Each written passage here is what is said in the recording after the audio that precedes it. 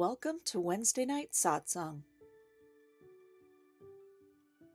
Join Reverend Jean Marie Eck and Jen Dickey for 5 Fridays of Metaphysics 3, beginning this Friday at 6:30 p.m. on Zoom. The third phase in metaphysical study is cultivating dominion over the ego. To that end, students will be encouraged to investigate, analyze, and use basic metaphysical tools for living, opening ourselves to greater expression of our innate divine potential. You still have time to register on our website, and we hope you'll join us. Our Unity Women's Group will meet on Saturday, November 13th from 2 to 4 p.m. on Zoom. 5 Ways of Wayshowers will be facilitated by Reverend Shirley Knight. What do Wayshowers show, and what commonalities are evident across time, cultures, and geography? In this interactive dialogue, we'll discuss this and look at how we can apply these ways to our own lives. By focusing on the fundamentals of spiritual mastery, we can become more effective in all areas of life and open the narrow gate so more people can enter. Join Claudia Olmos at our 9:45 a.m. Spanish service on Sunday morning for her talk, Be Yourself, Not What Others Want You to Be. Sometimes we lose ourselves seeking the approval of others. Dare to be yourself by living with a sense of true meaning, knowing exactly why you're here and what you can achieve. This Sunday, author, speaker, and recording artist Esther Nicholson brings her passionate message, Returning Home to Your Authentic Self. Your authentic identity is one of empowerment, confidence, safety, and worthiness. All too often we can forget who we really are and energetically disconnect from our true identity. Esther says it's time to come home to your authentic self. Following the service, she invites us to her powerful workshop on campus, The Healing Code of Forgiveness, Freedom from Shame and Trauma, where we'll clear emotions, beliefs, and patterns through the tapping process, catapulting us into the highest version of ourselves. Available on a love offering basis, you can register in advance on our website. What would it be like to live as if everything is for you and nothing is against you? The spiritual practice of experiencing everything as your teacher is a deep learning process that will take you into a new dimension of being. We don't need to create a spiritual curriculum for ourselves. Life gives us a smorgasbord of opportunities to learn when we meet each experience with an open mind and open heart. Join us for Wednesday Night Satsang next week as we continue our Living Originally series with Reverend Jean Marie's message, Everything is My Teacher. Namaste.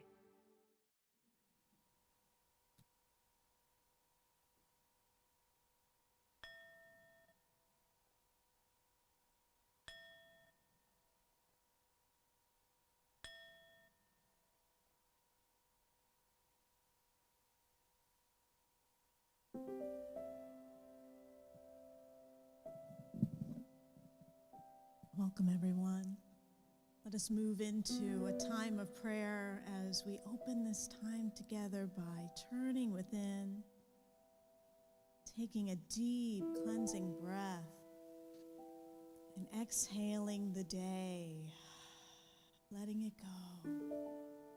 All the busyness, all the to-dos, all the exertion of energy outwards. We release it and we open to receive. I am open and receptive to the peace of God present here now. Letting go of any tension around your heart, feeling some space in that area. As we open our hearts to the message of Spirit tonight,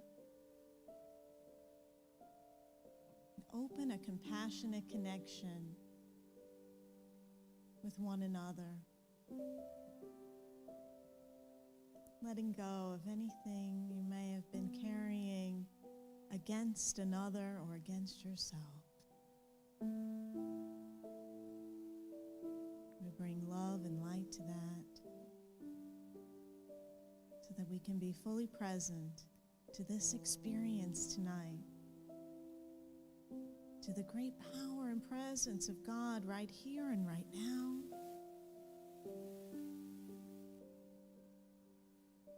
We feel love permeating the very air that surrounds us, that we inhale and exhale.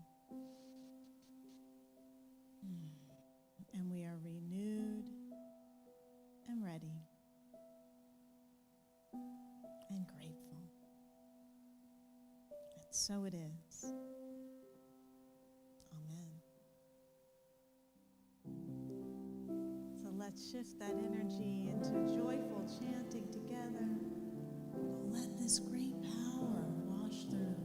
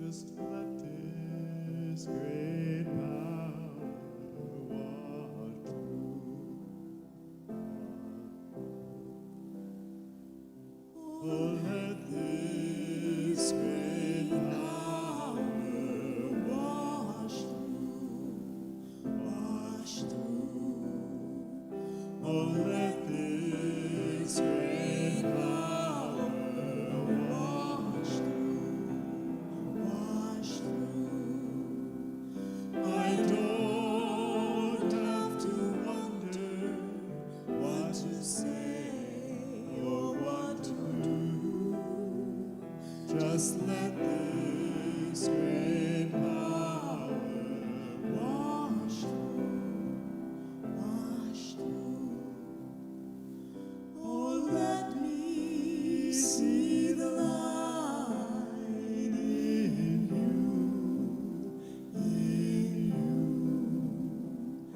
Oh, let me see the light in you. I don't have to speak to see the truth. Just let me see the light in you. Oh, let this great power wash through. Oh, let this great power wash through. I don't have to wonder what to say or what to do. Just let this great power wash through.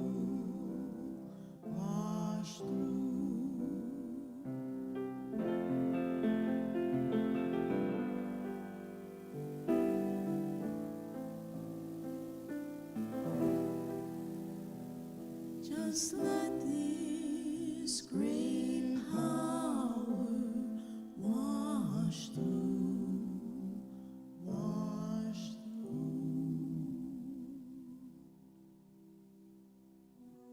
The next chant is our mantra chant. It's a Tibetan Buddhist chant, Teata Om, for healing of all suffering, all pain and depression from all people and animals. So extending our compassion, our love to include the animal kingdom, which we're so connected with, interconnected with in our peace and health and prosperity as we chant together. Te atao be kanse mahabe kanse rasa samud gate soha. Te atao be kanse mahabe kanse rasa samud gate soha. Te atao be kanse mahabe kanse rasa samud gate soha.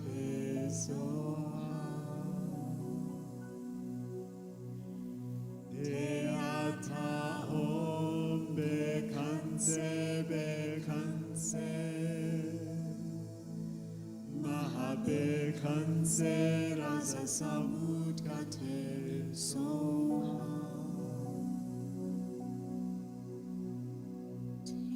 Te atao be kanse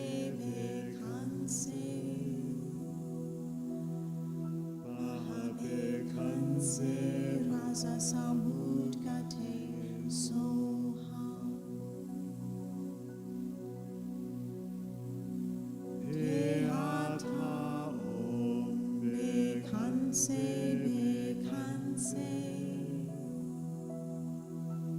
kanse rasa samud gate soha.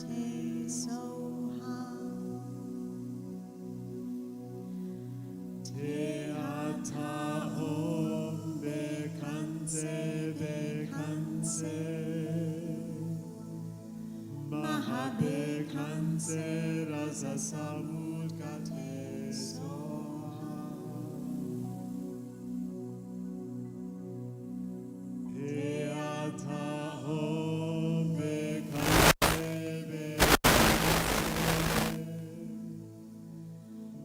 mahabe kanse rasa samud gate soha.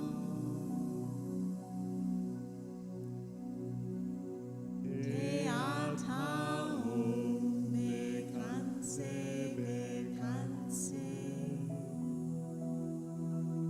mahabe kanse rasa samud gate soha. Te atao be kanse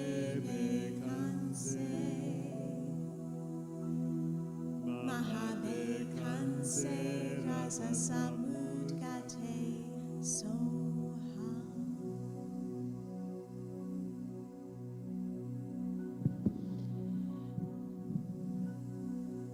And so at this time, let us take a deep breath in. And with the inward breath and then followed by the outward breath, just resituate ourselves into a comfortable upright position, allowing our feet to rest comfortably and our hands comfortably in our laps, our shoulders relaxed and up and back, our head resting comfortably with a stretched neck, breathing inward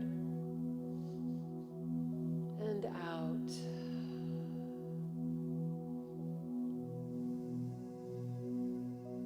And let us now move into the interior of our physical being, breathing and letting go. And then with each breath, simply allowing ourselves to relax and to be present now.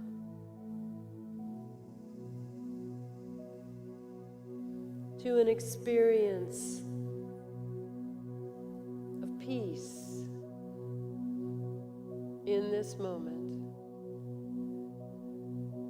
however you visualize peace as a field that surrounds you and stretches in every direction to the horizon and beyond.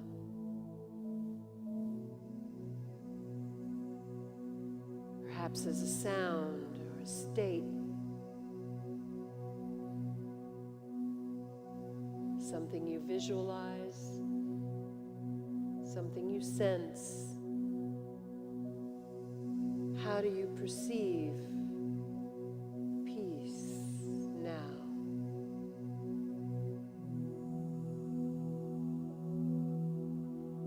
Where do you notice it?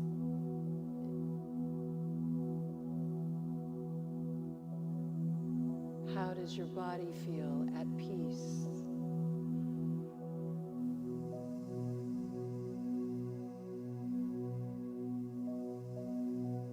Still breathing all the way in, all the way out.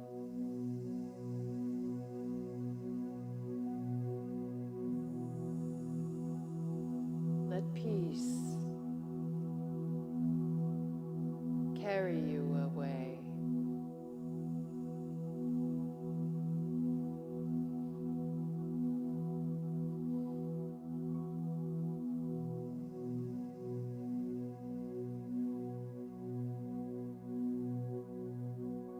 Peace.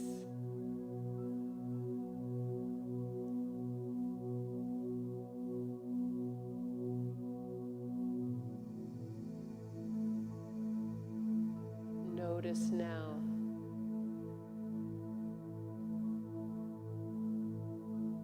what the truth of this peace means in your body, its existence, a certainty and assurance within you.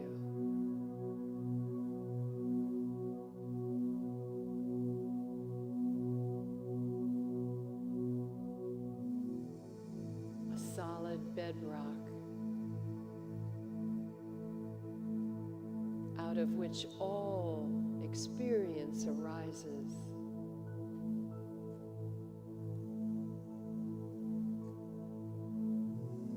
Breathing in,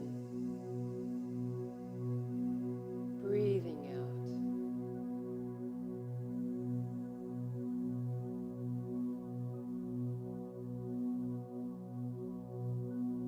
Peace that passes all understanding.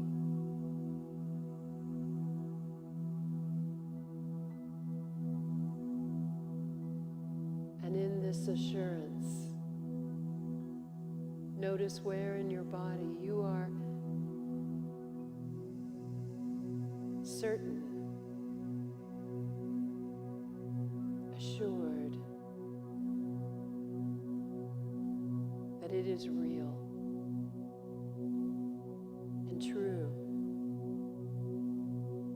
And here in this moment,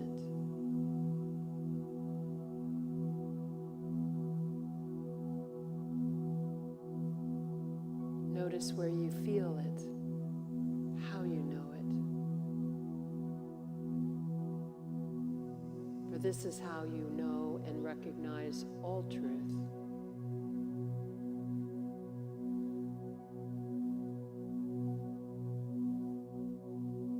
In the stillness of your soul.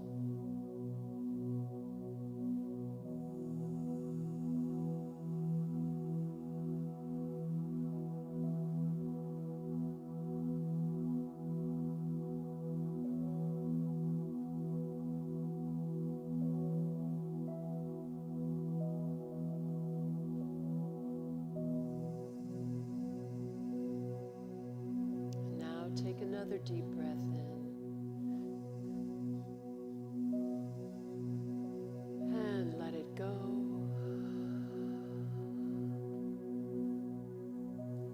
And bringing focus now to your heart center.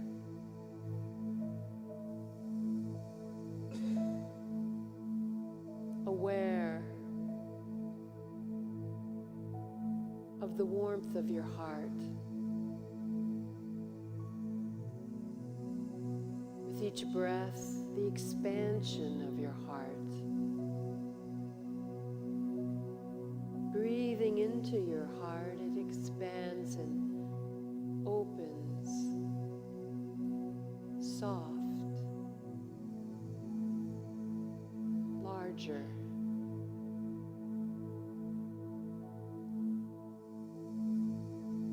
Feel it. See it with your inner eye, expanding as a light, as a field now, opening and expanding beyond your physical being.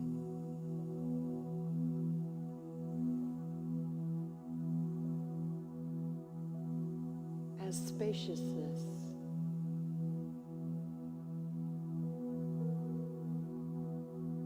as compassionate receptivity,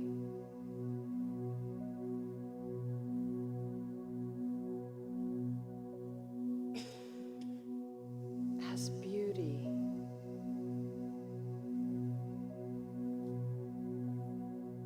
as light.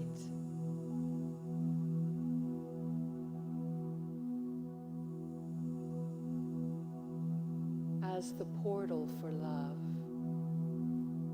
Love that comes from an infinite source. Through your very being.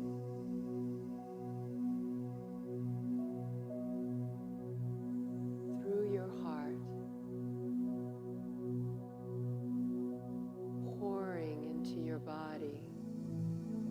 To every cell, tissue, body system.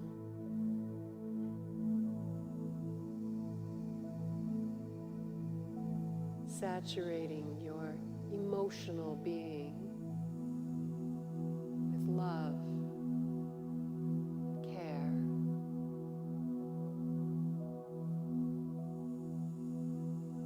Filling your mind with images of those you love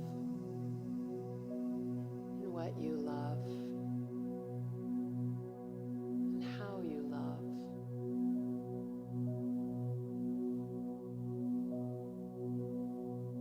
Beyond yourself, to the network of all of humanity, of all beings everywhere.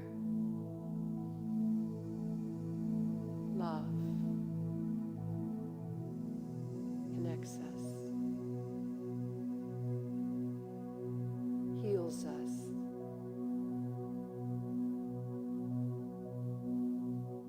binds us together,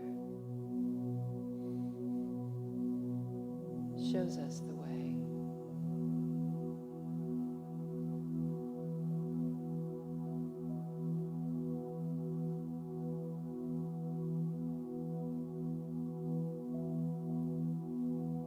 And so with another deep breath in,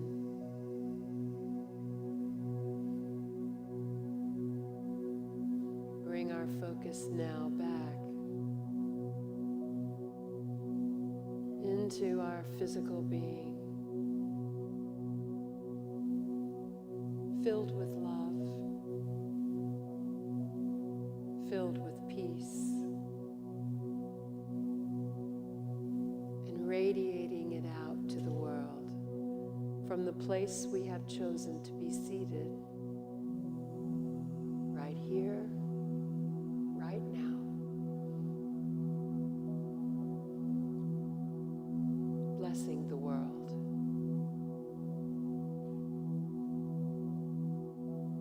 And so it is. Amen.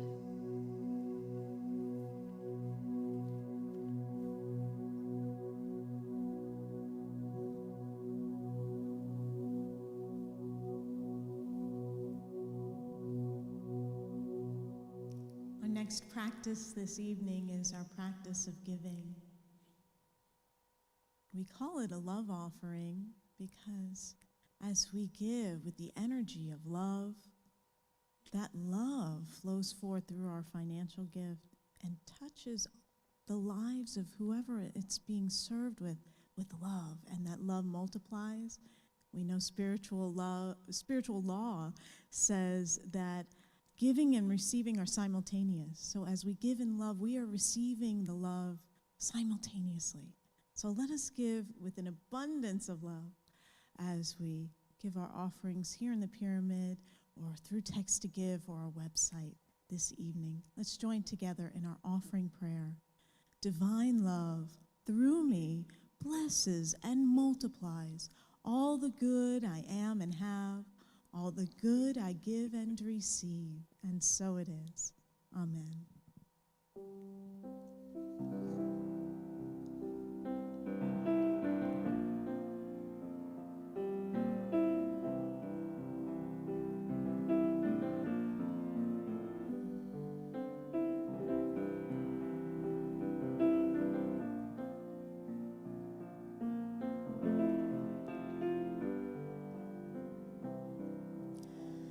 I send my love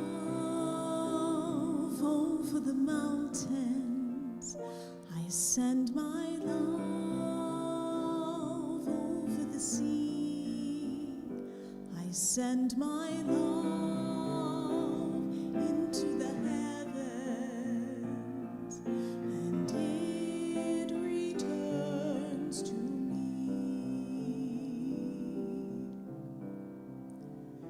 I send my joy over the mountains. I send my joy over the sea. I send my joy into the heavens, and it returns to me. I send my power over the mountains. I send my power over the sea. I send my power into the heavens, and it returns to me. I send peace over the mountains. I send peace over the sea. I send peace into the heavens, and it returns to me. I send my love over the mountains. I send my love over the sea. I send my love into the heavens, and it returns to me. And it returns to me. And it returns to me.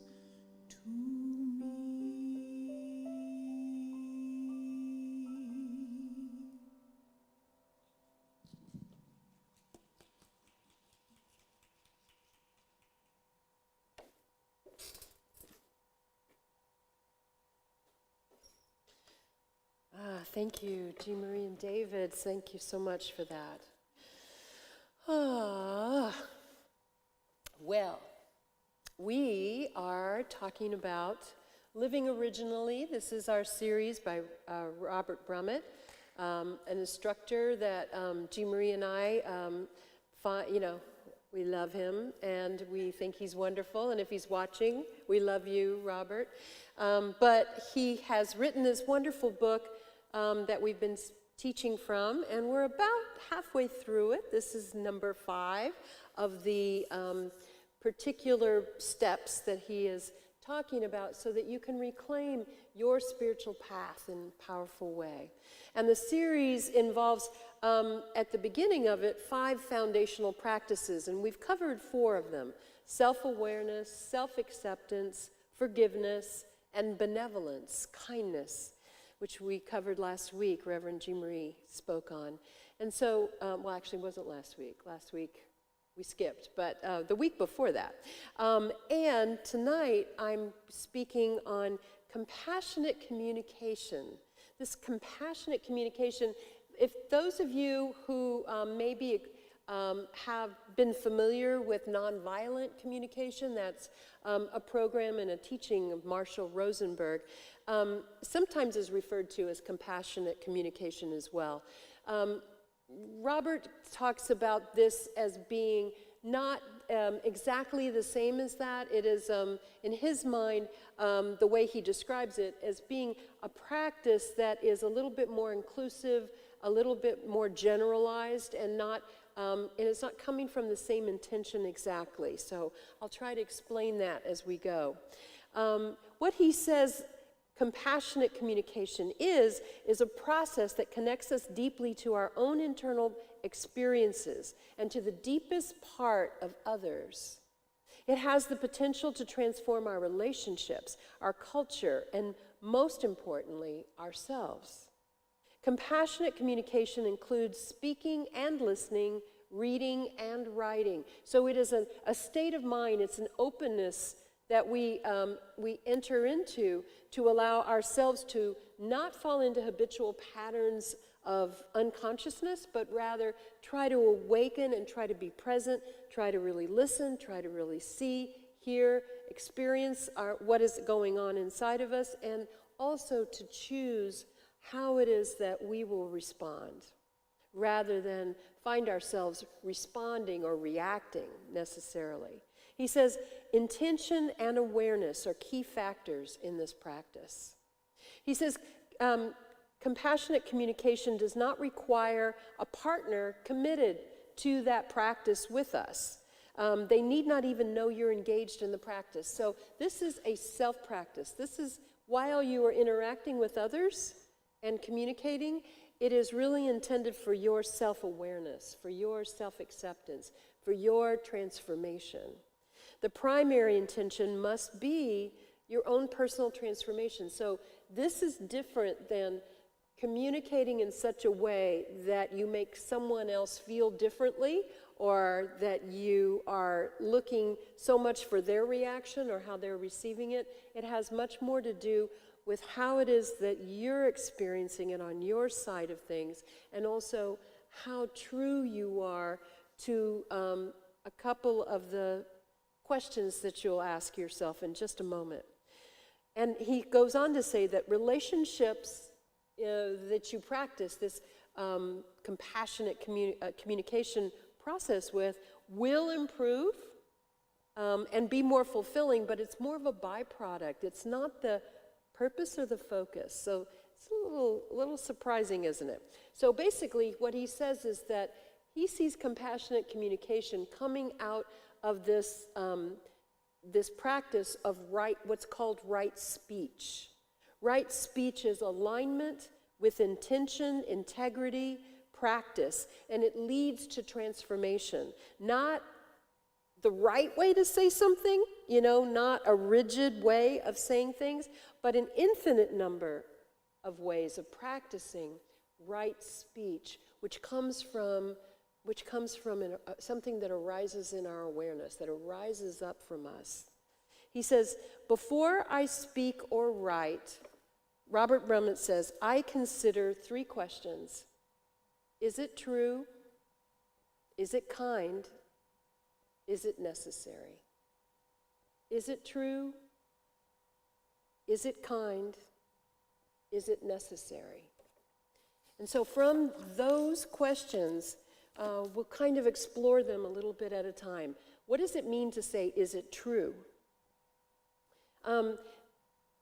Not to present as true what I know isn't or may be questionable. In other words, may not be true. Something that's not true for me, it may not be true in the world, there may not be facts about it, or it may be questionable. And that I wouldn't represent it as true In other words, I wouldn't break my integrity. I would hold right speech in making sure that I am speaking something that I believe is true, feels true to me. And if I realize that I've spoken and it isn't true, that I correct my error if I'm wrong about the facts, or if I'm wrong if I've misrepresented myself. He says, when I find myself in violation of speaking untruthfully or not correcting my error, I search behind the motive behind the behavior. In other words, was I in fear or anger? Was I avoiding a feeling? Why did I do that? Because I have this intention of speaking truthfully, true, kind, necessary. So if I'm speaking truthfully, I want to re-evaluate that.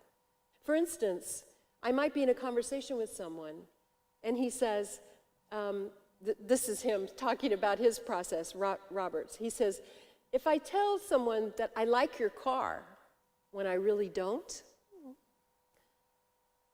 I ask myself, was I in fear of judgment or anger from the other person, or loss of friendship, or seeming to be disloyal? What exactly was going on with me? So it's a reflection back more deeply into my process. Nothing to do with out here or the reaction that somebody else would have to it. Do you see how you would kind of process that? And I'm sure you're sitting there thinking, how does he get through a day if he's doing all of that, right? Yes, I've thought the same thing.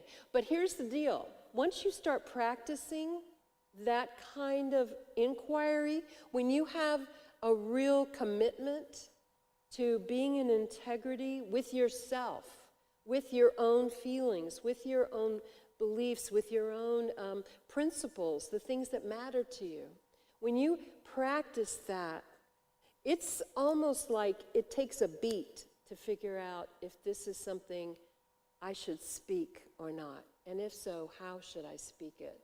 With practice, it's a beat. Boom. I think I'll hold back a minute. I won't say that. You know? It's just a moment. Because when we're able to be completely clear. Now, we're not always, and none of us are, and I'm sure Robert would say he isn't either. But it is a practice that you keep coming back to. You keep forgiving yourself. You keep returning to your intention. And intention is a direction that you're going. It is not doing it perfectly every time. An intention is a reference point. If I stray off my reference point, if I stray out of my intention, I simply remind myself to come back to it. I simply wake up again. I'll tell you what the truth is. All of mastery, spiritual mastery, is waking up again, and waking up again, and waking up again. And every time you wake up, for longer and longer periods of time, but every time you wake up, salvation, freedom, choice, possibility, creativity, love, everything is possible. And just when you go to sleep again, however long you're asleep until you wake up again, you come back to that intention. He says sometimes he explores the larger pattern. Do I believe it's not safe to tell the truth? We're back to the car thing again. It's like he takes it even further and says, is there a pattern in me that it wasn't just this car thing. That's not really what's important. But now I have a window into myself for a moment. And I take a look at my patterns and say, is this something that I do a lot? That I'm insincere, perhaps? Because I think it's maybe not safe to tell my truth or my opinions. Do I think I'm responsible for how others react to me, or that I'm responsible for how they feel? Am I hiding behind a facade and not really showing myself honestly in the world? Is that what's going on? And can I see more evidence of that? And am I repeatedly doing this behavior when I'm unconscious? This is how this practice becomes transformational. Because with awareness, only with awareness, can anything change? Can choices be made? I know in my own process, I always ask myself, especially when I'm asking about truth, I ask, what is true for me? In other words, my own personal truth. Or I might ask, what is factually true? Before I share it with someone else, do I know this is true? Where did I hear this from? Where did I read it? How can I verify that? Do I want to be conveying something that, and putting my energy behind, or my reputation, or my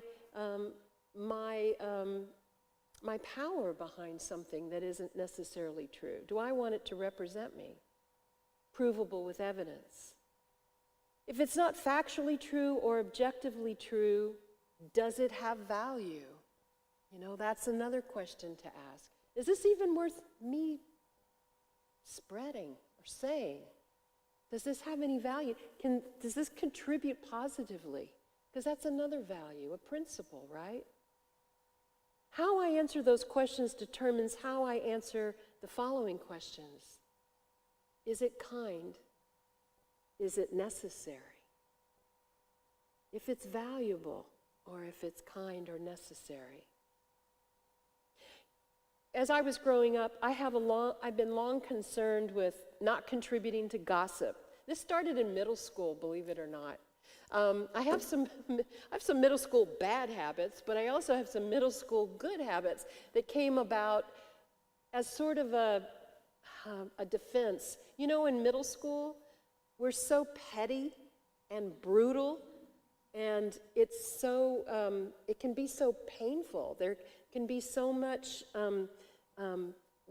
meanness, actually, that what I began to realize is that when gossip comes around or speculation about someone that I don't have information or facts about, I've been cautious about saying anything that could come back to me that I wouldn't want associated with me. Karen, did you say this about me?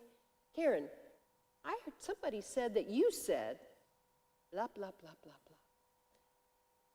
I made up my mind a long time ago that my standard would be, am I willing to stand behind anything that I say, any group of people anywhere, that I would not want to come back to me from the person that I'm speaking to, that I need to be ready to handle that I need to realize that this is something I want to stand with. And I decided that if I stand behind pettiness, then if I don't want to stand behind pettiness, that I shouldn't be petty with anything else I say. I learned that I'm in charge of my own reputation. No one has the power to damage my reputation but me. I don't give anyone that power. And if something goes around about me, about somebody, I just disregard it because I know that my consistent behavior will be seen. And my inconsistent behavior will be seen. I've learned that in the long run, it matters less what others think of me by my words than how I can live with myself, with what I've said or about others. But compassionate communication, strangely, isn't really based on principle. You heard me speaking about my principles that I have followed, and I told you a little bit about how I arrived at them. It was to defend myself. It was to gain power and control over a situation that I felt powerless in. It's not exactly the same. It's noble, I stand by it and I still practice it as much as I can. But it's not where compassionate communication that Robert Brumman is talking about exactly operates. It is really more about examining the truth of things based on what it reveals to me and about my process and about where my unconsciousness lies so that I can shine a light on it and I can become more conscious and I can therefore make new choices and be transformed by it. Speaking from my point of view, intention, to change someone else's point of view, or to at least see the value of mine, that might be a way in which we sometimes communicate, right? political stuff, where we're talking about issues or ideas, where we're talking about how it is that I feel this way and you feel another way. A way to consider the importance or the truth of that is to be clear that you're speaking from your limited personal perspective or experience and not represent it as absolute truth. While it's useful or valuable, it's still only personal truth. And qualifying it enables me to use I statements and to say where I sit, how I've lived, what I've learned, how I see things. And therefore, you get to look at it and say, take a little part of that, but I don't really believe the rest of it. Or take none of it at all. Or find something that you can really hold on to, or something that you can examine and look at. The same way I would do with you. Compassionate communication becomes an exchange and a possibility to learn things out of a respectful relationship. Sharing opinions and issues of the day, examining one's intention gives one true freedom of choice and liberation from habitual unconscious patterns. So the intention to find true freedom in the moment comes with awareness. So that's how we look at whether something is true and whether or not it's something to share. But is it kind? Robert Brummett calls it this way: kindness comes as heart's intention, appreciation and genuine caring, looking from a swelling of a space within your heart, an expression of something respectful and warm and generous, and an expression of wanting to be connected to someone else. This is kindness. It isn't just a way of being, it is a state of being. You get that? Breathing into your heart and just seeing that other person, no matter how close you feel to them or not, can you find a place of generosity toward them? Can you feel an expansion in them? And that will then form the words you will use. There's no right or perfect diagrammatical way of speaking that conveys kindness. Always use these words. Flowery at best, no, not necessarily. Your style. But it'll be filled with the energy of your heart, of your love, of your sincerity, of your respect. First, cultivate those feelings, and then your words will follow. True kindness is conveyed beyond the words. How do I speak the truth and be kind at the same time? Sometimes Robert says he's asked that.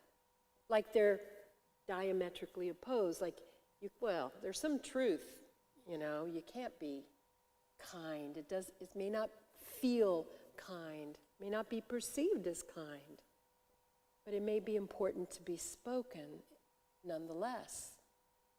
How do you find a way to say something kindly, with generosity, with respect, with an open-hearted compassion, with a love, with a care?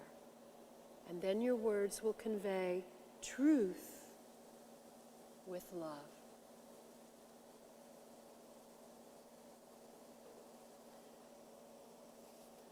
I have a friend who's known me for over 25 years, and just this week, I sent we were involved in a text exchange. And I had, at the end of this text thread, I had expressed concern about sounding preachy with her. You know how the limitations of text speech is like, text speak. Yes, you can put hearts in it, and yes, you can put, quotations around it, and thumbs up, and you can communicate some amount of emotion, But when you're trying to express something in a text, if it's heart-centered, you do better to pick up the phone and speak, right? So I had made the mistake of putting something too much, perhaps, over-communicated in a text message. And then I retracted and I felt like, oh, I apologize. I felt like I was too preachy. She said, she showed her practice of compassionate communication in these words back to me. She said, you didn't sound preachy at all. She said, I know you as wanting to communicate clearly and thoroughly. I love you, and I know you love me too. Hopefully, I'll see you soon. Now, that is someone who is conscious of the moment and gave me an insight how she saw me and how she saw me deeply. She didn't have prescribed words. No worries. That's okay. You know, just kind of batting it off. Instead, she went deeply into me and reflected something that she knew she had observed in me and gave that gift back to me in that moment. I know you as wanting to communicate clearly and thoroughly. She knows me. Can you see how even in a text, even in writing, compassionate communication can touch you? And then the final question, is it true? Is it kind? Is it necessary? Robert Brummett says, am I speaking with concern for another's well-being? If I say this, is my speech motivated by an authentic desire to share with another? Or am I just trying to defend or justify myself? Am I attached to a particular outcome? Or am I aware of feeling any fear or anger before I speak? Am I speaking to convey information or to deepen a relationship? Or am I speaking to fortify my own ego, to relieve my own anxiety, to impress someone, or to control a situation?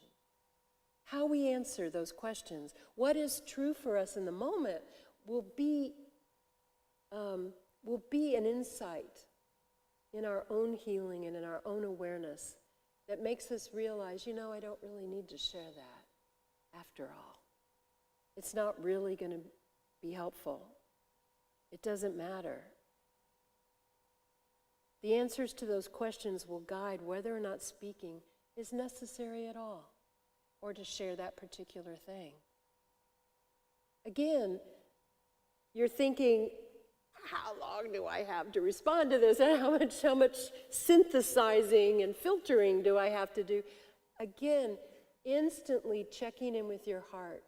When your heart is closed, when your adrenaline is up, when you can't wait for their mouths to stop moving so you can shoot something out at them, you're not thinking, you're reacting.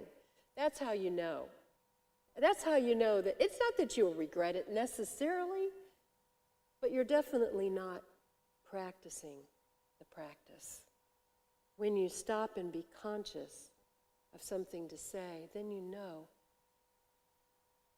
I'm giving you a gift, just like my friend gave me a gift.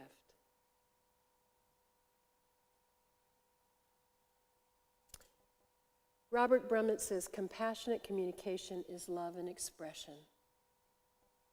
The way that you can benefit from it as you practice it is to practice and to journal it, to write it down, to give it back to yourself.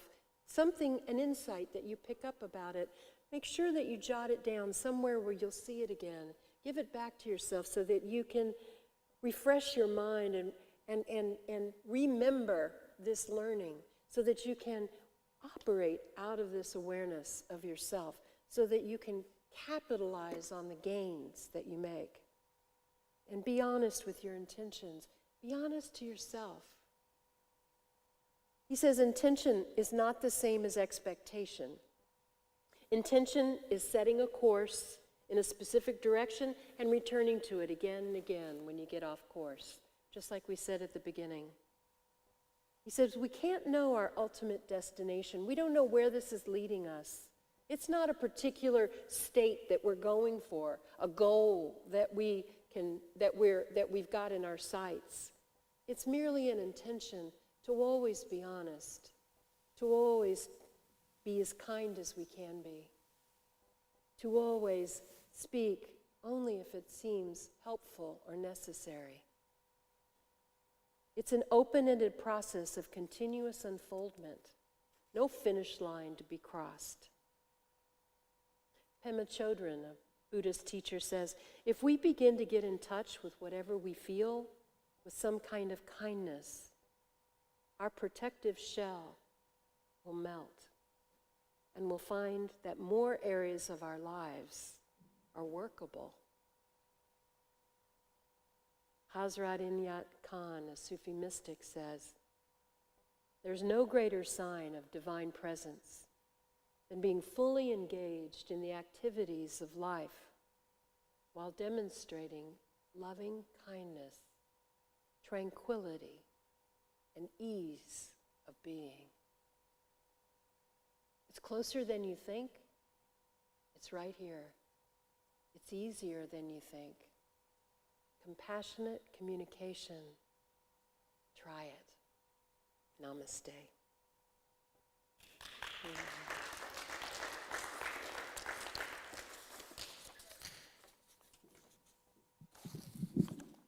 Thank you so much, Karen. And I see all that in you, so I know it's true. It's what you reflected about yourself, because I experienced that.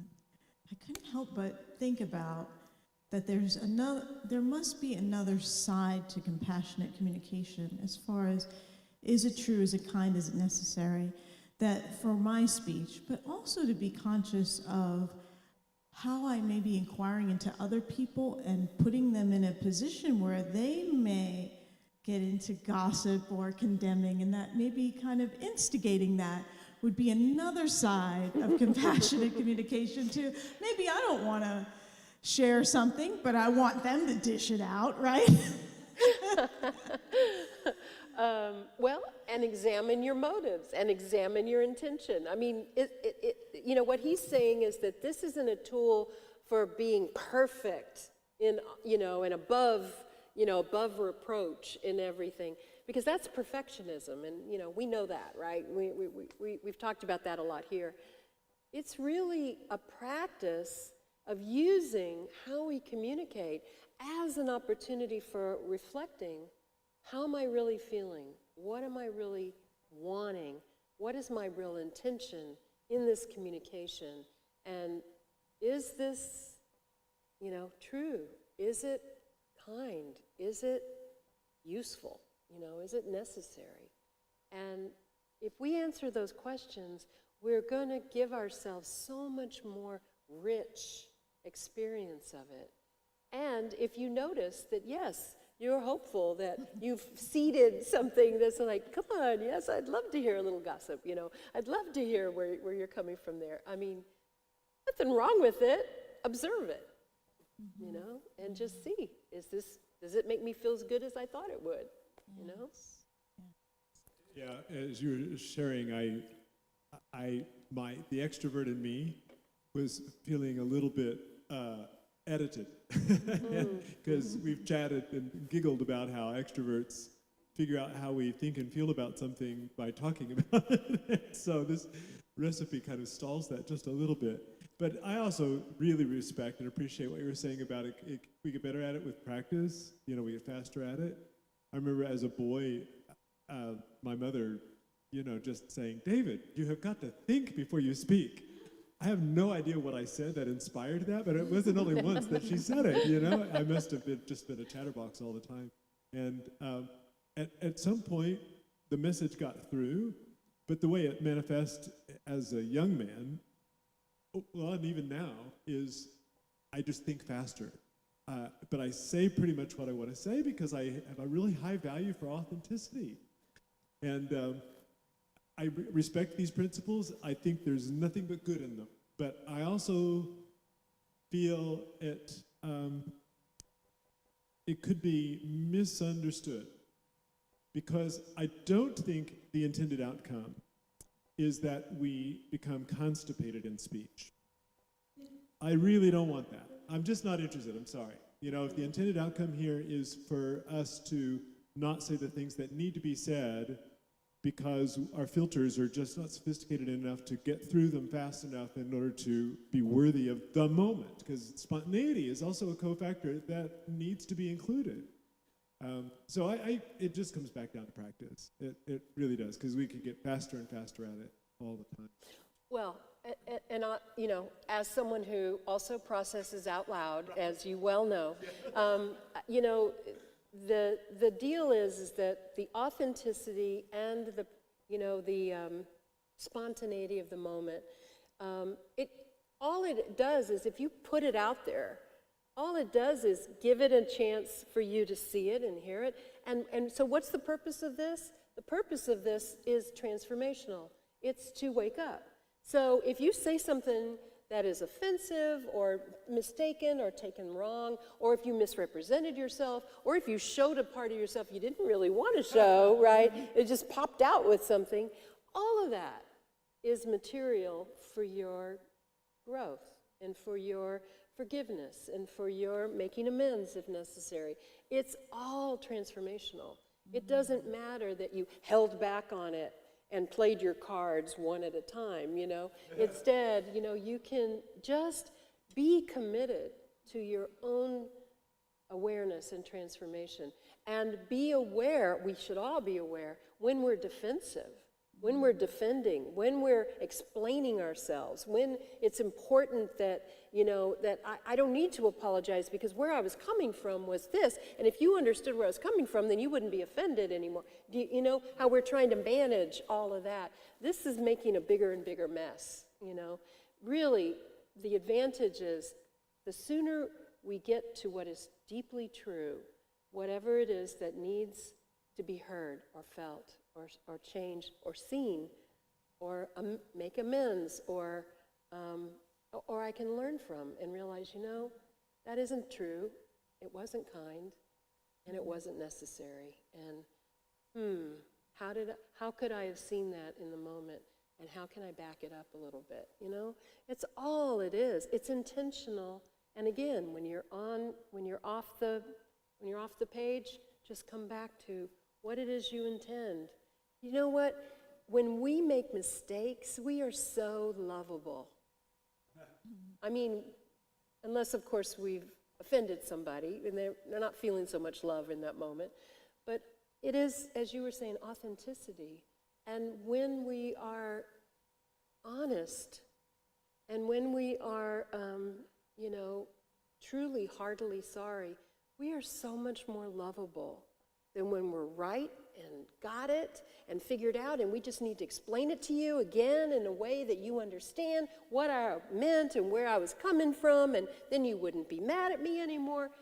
You know, how we're trying to manage a situation rather than be in a situation. Be it, you know? Yeah, you framed it beautifully when you said it's a state of being more than it is a way of being. It's not a technique, it's an entire state of being. Right. It involves a great self-compassion in the process too, because like you said, to be authentic, you can have some messiness in there where you notice things and then the opportunity comes along for the healing. And maybe the thing you said does come back to you, and I can apologize for that. Or Yeah.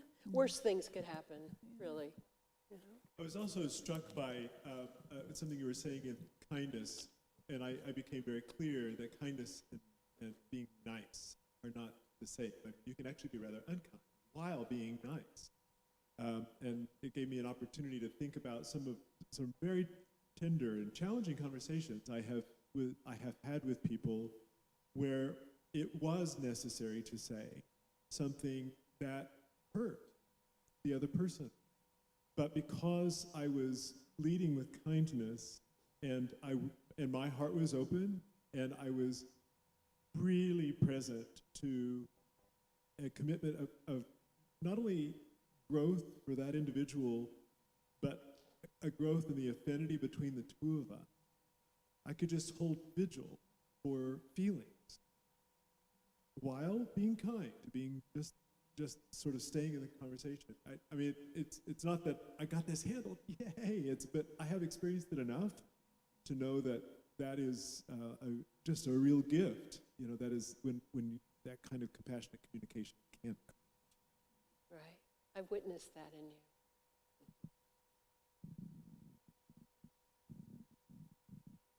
Wow, are we ready to take this into prayer?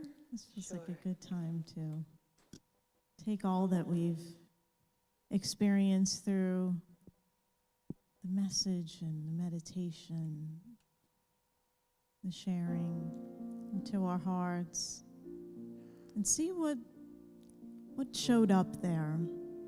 If there is a relationship that came into your awareness, do you like some prayer around, some healing, perhaps a more loving communication there? This is a space where we share our prayer requests for those who are near to our hearts and those we keep outside of our hearts.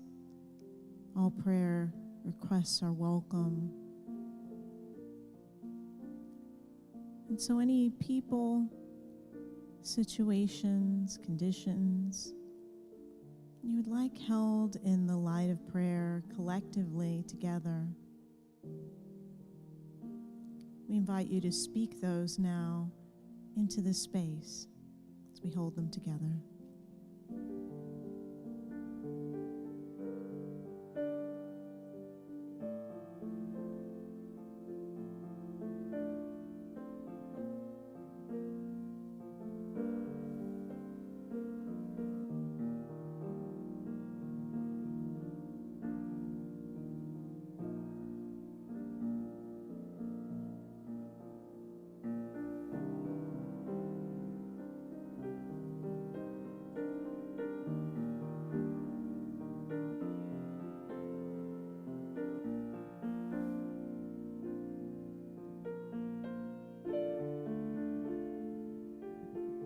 All is known in spirit.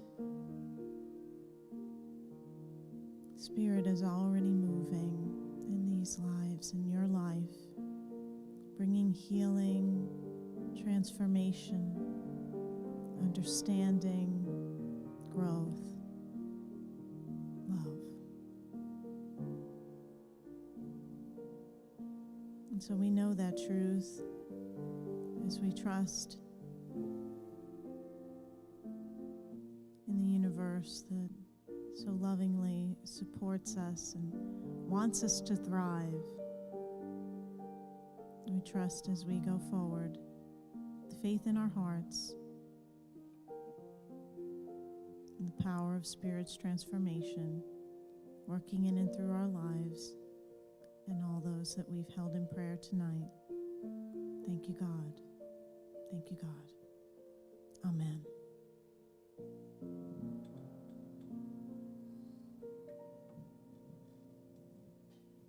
Now this is the time that we pray our prayer for the welfare of all beings.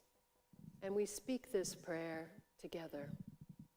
By the power of this practice, may all beings have happiness and the causes of happiness. May all beings be free from suffering and the causes of suffering. May they know the sacred joy that arises in the space beyond suffering. May they rest in equanimity that knows no grasping or hatred. May they experience the equality of all beings. May my practice be a benefit to all.